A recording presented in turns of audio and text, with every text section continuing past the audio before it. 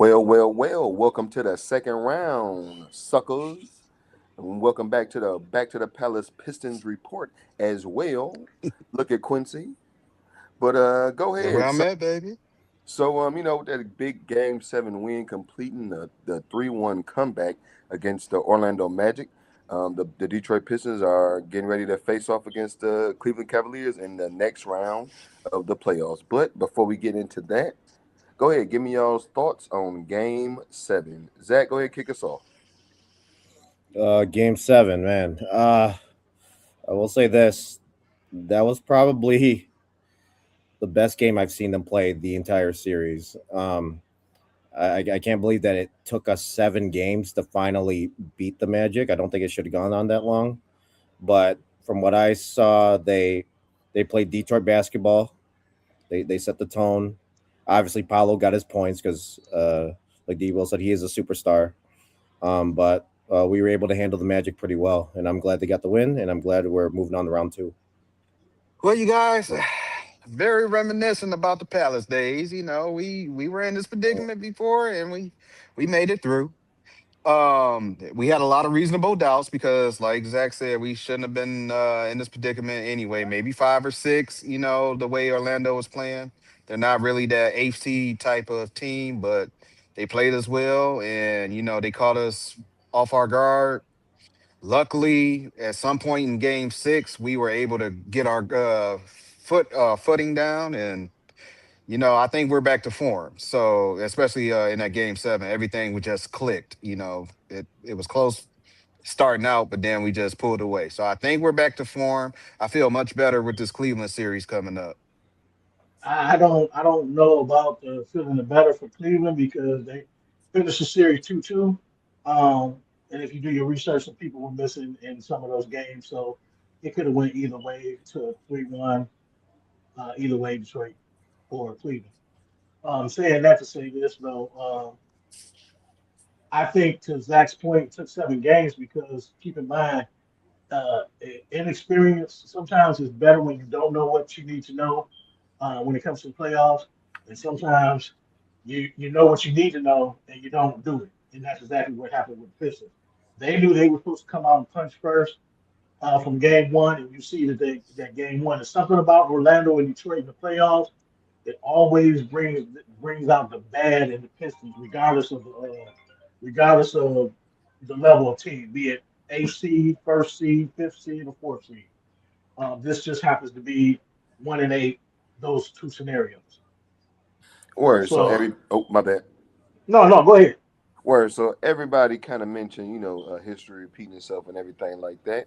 So real quick, yes or no? Will history repeat itself all the way, and the Pistons will be NBA champions? Quincy, go ahead. Yes or no? No, Dave No, and Zach. No, no. Well, I'm gonna say yeah, just because all y'all said no. How about that? And if well, and go ahead. well, we have to do a correction. The year they came back 3-1, they made it to the conference finals and got swept by the Nets. Whoops, I'm sorry they didn't win then. So never mind. Okay. Disregard that question. and All right, so that next team was stacked. Yeah, they just um ran into the more stacked Tim Duncan. And Yeah, but I'm um just saying that next team was stacked. A, a yeah, oh yeah. prime, a I think prime they had team. Vince Carter, Jason Kidd, I'm saying you Kenny had no, Martin, Richard Vince Carter Jefferson. wasn't there yet. Richard No, Jefferson. Yeah, Yeah, Richard Jefferson, Kenyon Kerry Martin, Kmart, Littles. and J. Kidd running the point. Kmart, yeah, like the Kmart Keith Van point, Horn. yeah, Key Van Horn. Yeah, Mhm. Kmart point, they was like, Yeah, when one he of the was best getting into it with basketball teams Draymond, ever. Yeah. he was like, I just ran into Tim Duncan. Like I could easily have a ring right now. Like that was my ring. He was like, if you did not see that series, then I just ran into Tim Duncan. Yeah, It's some people they probably shouldn't mention not having a I ring mean, to. But Yeah. let's look at all the people that don't have a ring because of one person, Yep. right. And look how many people do got a ring because of LeBron. because of one person. But let's go ahead and You're not wrong about that. Look how many people got a ring because of one person. Look Yeah, how how many many people people ate? don't How have many a ring people because of ate? one How many person. people ate while playing against LeBron. Yeah. Yeah, Boogie Dirk, Cousins. I mean, Dirk not Boogie Cousins. Nowitzki. What's his Dirk boy's Kawhi, Nowitzki. name? Boogie. Kawhi Boogie. and What's that guard for Steph. Cleveland? That after LeBron left, they cut him, and he's been out the league. Oh, Booby Gibson. Yeah, yeah, Gibson. Yeah, Oh, I wasn't Well, talking about positively. I'm talking about people like Dirk Nowitzki being mentioned, how he's being mentioned because LeBron James failed to show up in that series. But like I said, let's go ahead. Y'all's friend Tobias Harris showed up with a big 30 points. Kay Cunningham led the way with 32 points and 12 huge assists. We got to see Jalen Duren almost pulled off what I said he would, but his best game of the playoffs, hands down, with a big 15 and 15. Dave caught that double double for sure. Let's see here. Who else? Javante Green. That's not 14 points. That's 14 minutes. Sorry, I was about to say something silly. But and Quincy and Deville's boy Asar had another great game. He only put 8 points on the board, but man, did he have a very he impactful had an game. impact. He had an He had impact. he had a hmm great big old impact. But for the Orlando Magic, of course, if y'all watched the game, Paolo Banchero came out hot, stayed pretty consistent throughout the game, finished with 38. Wendell Carter Jr. Tipped in 13, Desmond Bain tipped in 16, and that's all of them losers I want to talk about. Let's go ahead and look at this. Look at the team stats there. The Pistons led the way with 51, with their best shooting game of the series, 51%. 48% from the three. Holy moly. 22 to, or 22 or excuse me, 18 of 22 from the line or from deep. That's not it. That's free throw. Sorry about that again. 82% from the free throw. They out rebounded them by with 41 of them. They had 30 assists, and they led 76% of the game, which is something that we didn't really get to see much in that series. So that was a great game series, or a great game 7 win. Do y'all actually want to go over the players, or do you want to go ahead and just jump into player of the game? Well, yeah, because none of y'all, Kevin Herter didn't play. Well, Dave, you want to talk about Dennis Jenkins? He showed up. He showed up, and he was talking to me the whole game. I was his motivation. I'm gonna take all the credit for this game. shout Brother out to you. came out and did, brother came out and did what he was supposed to do the whole series. He came out and he was that spark off the bench. He was that leader off the bench. Hit some clutch shots. Did everything he's done all season long. Hit buzzer beaters. Had timely passes. Had timely defensive interruptions. And I'm not gonna say steals because he didn't have any steals, but he had some timely defensive interruptions. Meaning he's playing a passing lane, got a nick here, a tip there, or whatever the case may be. Uh, Rotations were on point. So yeah, Dennis Jenkins. Shout out to Dennis Jenkins for showing up and finally doing what you've been doing all season long since since you disappeared for 6 games. Can I share something with you real quick? I feel Yes, that sir. way sometimes too, like because on the Lions show, just years ago, when the Lions was their first year, I think with Dan Campbell and them, we was on there and we was talking junk. Well, we review each game, and personally, I was talking a whole lot of junk against Philly. I was talking a whole lot of shit, talking about they don't run the ball, they don't do this, they don't do that, blah blah blah. And from that point on, they have become probably one of the better rushing teams in the league. But after that, because that was like their best rushing game of the season, I felt like they probably watched that show. That's, they probably saw that. I was like, I'm gonna show this fat nigga. Yeah, But somebody showed Dennis Jenkins, hey, this fat boy headed guy been talking about you. right, yeah, He he going in probably on saw it, and yeah, he was like, all right, I'll show you. But so who's y'all's player of game 7? Tobias you. Hands Harris. down to Tobias Harris. Yeah, Yeah. Tobias. Word, I won't disagree.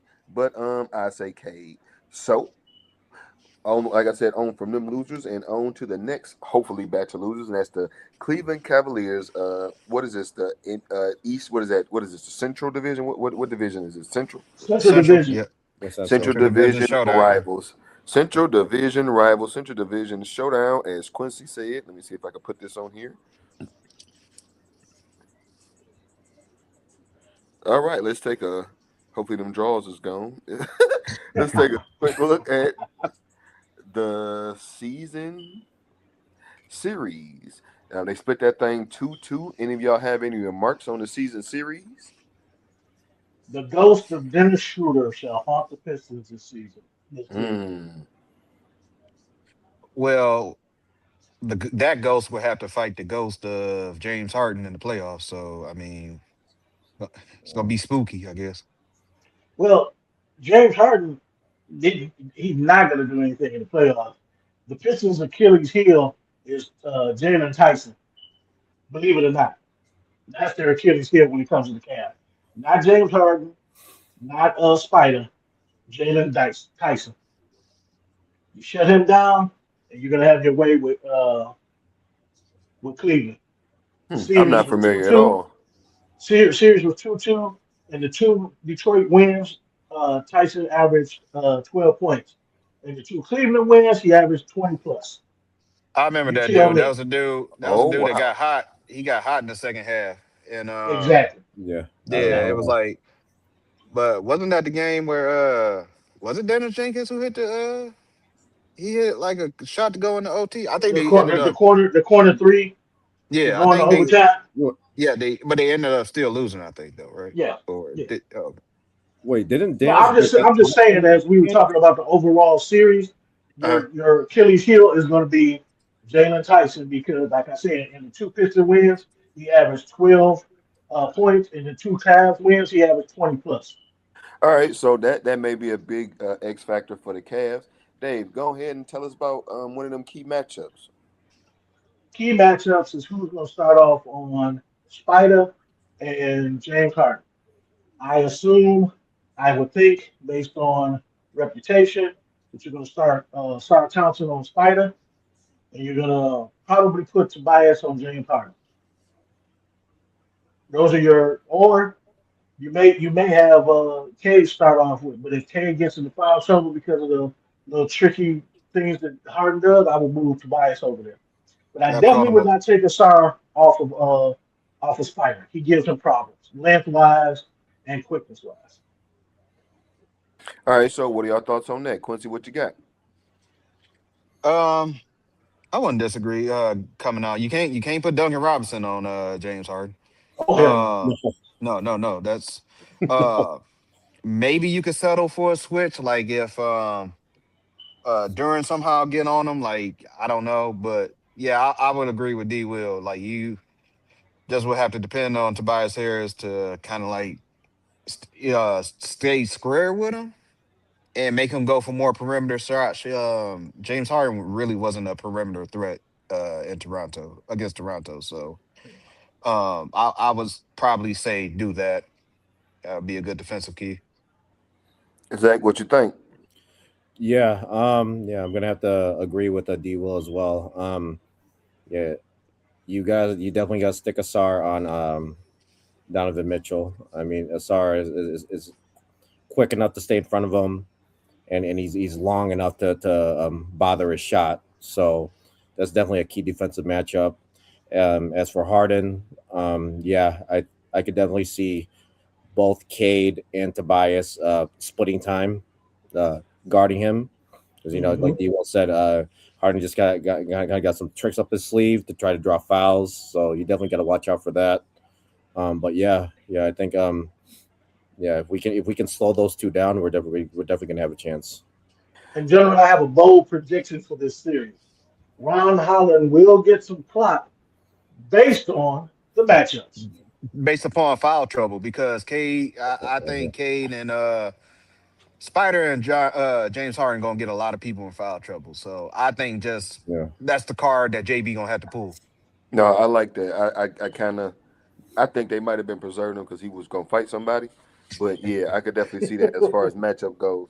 But so Dave, go ahead, start us out. Give us one offensive and one defensive key to victory. For the Pistons, offensive key, ball movement. Ball movement, player movement. Don't let the ball be stagnant in Cade's hands. Don't stand there and watch him go. Defensive, you got to lock in like game seven. You got to come out game one thinking it's game seven and play that defense that you've been playing. If I should say a good offensive key, keep the ball moving to the point that you have them bigs moving, like Jared Allen and Evan Mobley. Like if they're gonna shut us down, they're gonna have to work for it. So yeah, keep spreading that ball around. Look for an open shot, or if you catch them sleeping, like sneak to the rim. or and try to get them in foul trouble. Like, hey, we're gonna go tit for tat. We're gonna create some contact. So, just attack the rim defensively. I would say, pretty much what we said the last time. Like, stick to your assignments. Also, out hustle them because Dennis Schroeder, he's been here before. He's gonna have an idea on how we're gonna set the tone on the hustle tip, especially if we put Ron Holland in. So Hmm. they're gonna be bringing the energy too. So Yeah. Offensively, well, I anticipate the Cavaliers zeroing in on Cade because, like we said before, everything flows through Cade. So if they start doing that, everybody else has to step up offensively, so that it makes it harder for the Cavaliers to guard us as a whole instead of them just having to focus on Cade all the time. Defensively, um, yeah, just like you said, we definitely got to just stick to who we are assigned to guard and stick with it the whole way. We I don't want to see us fall down in a 3-1 hole again. So yeah, we definitely got to keep this going the whole series. Hey T, can I ask a question? I know it's off the script, but I gotta ask this question. We talked about defensive matchups, but we didn't talk about the bigs of Cleveland. Zach, Q, who do y'all think is going to be a bigger factor for the bigs of Cleveland? Mobley or I Allen, can't think of the Jared, Allen, other Instead, how Allen. about this? I Jared like that. Allen. I like that question, but just I want to spin it this way because I was actually about to ask a question. So I like, but again, I do like that question. But I want to ask this because you going exactly where I was going. We talked about the perimeter earlier. Who do they got, or what's going to be the matchup between Stu and our front court with Stu and Duran? Of course, they're going to go against those guys, but what do we need from Stu and Duran in this series? You and just because you asked, I'm gonna drop it right back to you. Go ahead, Dave. What do we need from Stu and Duran in this series? Rebounds and no foul trouble. I don't care about them block shots, bro. You contest a shot, you get them frustrated, and you're sticking to. I mean, Evan Mobley is a person that does not like a lot of contact. He doesn't yep. like physical play, so he's going to get frustrated. It's just up to us to keep our composure. Um, Duran's got to be Duran of the regular season and not Duran of the Orlando series, and they'll be fine. They'll be fine. But Um, I think to answer your question, I think hmm, I can't answer that question because I can't foresee. I think the front court is going to be equal. In this series, I think between those four players that we asked about, that this series gonna be equal. I will agree, but what I will say is, I will agree with the Mobley handling contact thing. You got Duran and you got Stu. He's a couple of big bodies. They Hmm. about to really, annoy him. And Yeah, we're gonna need that. So that's gonna make Jared Allen probably gonna have to take up the slack. Um, what I would like for them to do is stick to the fundamentals, stick to boxing out. Make sure you box out because Evan Mobley's long. He'll do a tap to James Harden or Spider to get an offensive rebound. Box out, and you don't, like you said, you don't have to do the blocks. But Stu, he led the league last year, and he was among the league in this year in field goal percentage around the rim defending. So all you got to do is just stick to the bodies, like just stick to the body, stay with the ref, always communicate with the ref. Hey, what am I allowed to do? Because you're not about to call that BS. And hmm yeah, everything should be rolling from that point. it depends on what refs you're talking about. Because whatever Yeah, if refs you get assign, Tony, there's certain refs you just cannot go up to and ask any questions because automatically they think you're trying to show them up. yeah, like if you get that Tony dude, Tony hairline, they call him. Like it's gonna be annoying. So that might be a JB thing more so than them. So, Yeah, I'll definitely have to agree with both you guys.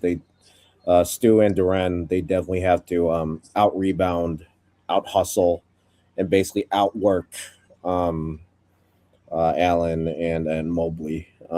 If they can do that, will definitely have a chance because I think that whoever wins that matchup could turn the series one way or the other. So it definitely comes down to bigs. So we definitely need Stu and Duran to step up and avoid foul trouble. We want them to play aggressive, but we don't Stay want on them the floor. too aggressive where JB has to sub them out because they're playing because they're fouling the crap out of these guys. We don't want that to happen. So yeah, if they can do what they need to do, we'll have a good chance. Oh no, that's what I was saying. Like, yeah, just however they need to shape their body, like, hands up, look at They their just feet need to stay on placement. the floor. They Yeah. just need to stay on the floor. Hey, And that's and go ahead, oh, go go ahead. ahead, Tony. No, no, What? I was just agreeing with him, but go ahead. No, I truly think that that's actually going to be the most important matchup is that front court. Hmm. Even without the back court or whatever it is, I think that's going to be the make or break in this series. Kind of almost how it was last series. But real quick, let's go ahead and look at the. And this is through ESPN with the DraftKings betting odds there. What we got? This is game one. We got is it Pistons a 3.5 point favorite? Is that what that means? Spread wise, yeah, they favorite to win by four or more. Yeah, and then when you got 214 for the over under, and it's plus money on the Cavs on the money line. If you got $5 and you want to comment, are you taking any of those bets? Which one you got? Um, I mean, if I could pick one, I would like to take the over, and I would also like Pistons playing at home. Hmm. I would like to say that this would be a close game. I would do that. I would do that 3.5. Pistons still gonna win, but I'll say it's gonna be close. So if I could I'll parlay take both the over and the Cleveland spread. I'll take the over for $5 because I think Detroit is going to learn their lesson about the game one from Orlando, and I don't think they're gonna drop another game one at home. Yeah, But like you said, it's going to be close. yeah, I'll probably take that spread too. Game one's probably going to be a very close game. I have the Pistons up pulling it out, but yeah, it's probably going to be close. So I'd definitely take that spread. Where now, do y'all think that they're telling us something with that?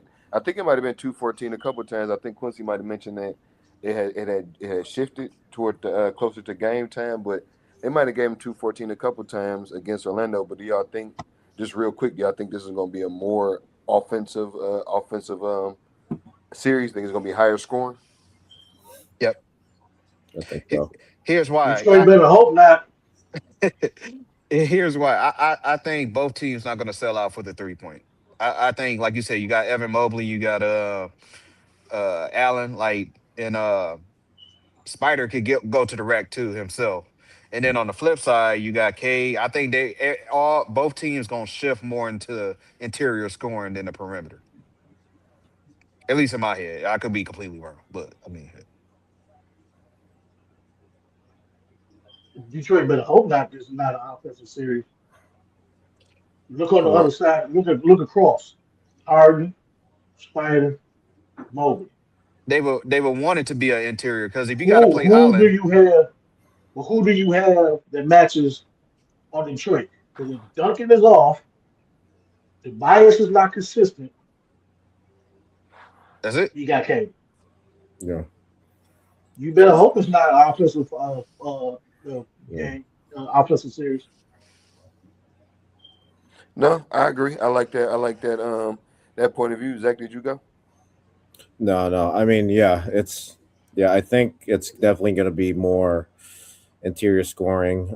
It's not going to be like how the Pistons played the Magic, where they have to worry about all those 3 pointers. But yeah, we definitely have to. We definitely have to have the guys outside of Cade. They definitely have to be consistent. That's not optional. That they absolutely have to step it up. It can't just be Cade carrying the team from start to finish. We have to be able to match these guys tit for tat offensively if it comes down to it.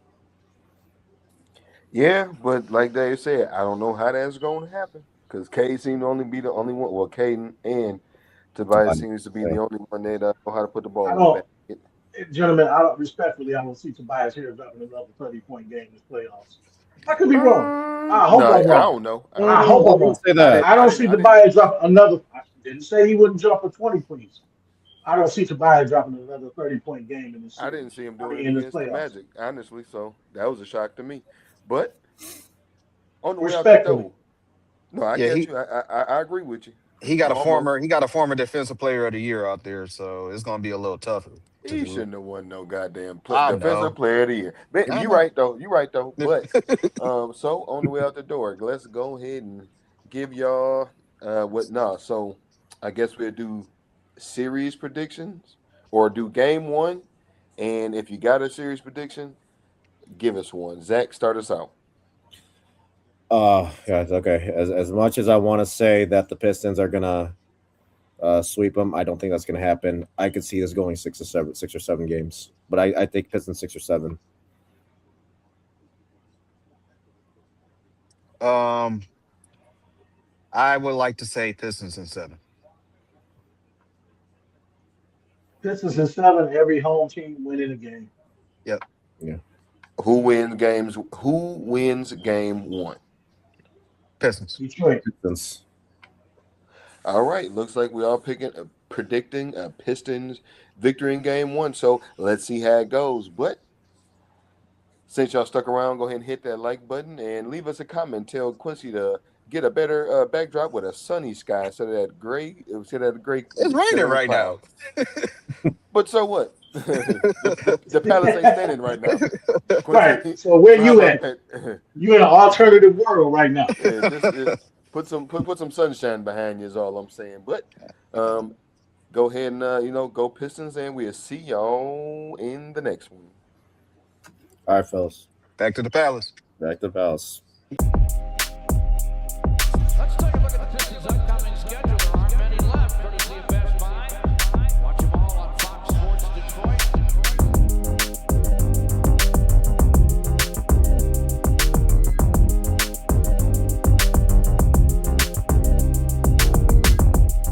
Low in the lane for the hook, and he hit it. Count that, baby, and a foul. They're going to blow the whistle.